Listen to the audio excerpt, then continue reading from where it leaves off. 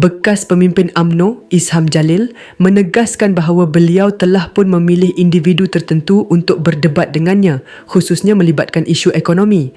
Menurut Isham, beliau mencalonkan Datuk Seri Rafizi Ramli, Tengku Datuk Seri Zafrul Tengku Abdul Aziz atau Akmal Nasrullah Nasir sebagai pihak yang sesuai untuk debat berkaitan ekonomi. Bagi perbahasan politik pula, beliau menamakan Datuk Seri Ahmad Zahid Hamidi sebagai lawannya.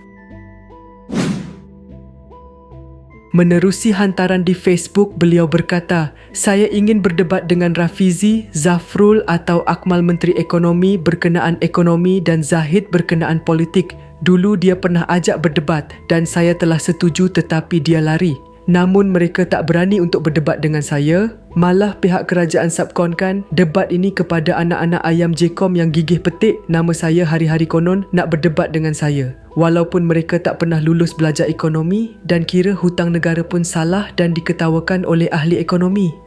Saya tidak mahu buang masa berdebat dengan palatau terpaling ekonomi anak-anak ayam JCOM ini.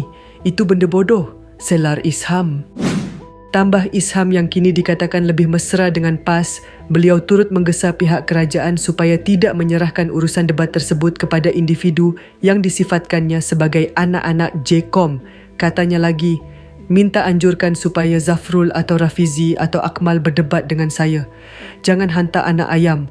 Nanti saya tak sampai hati untuk berdebat sebab sama ada saya kesian atau ketawa. Bukan saya berlagak tetapi kamu kena agak-agak lah," tegasnya.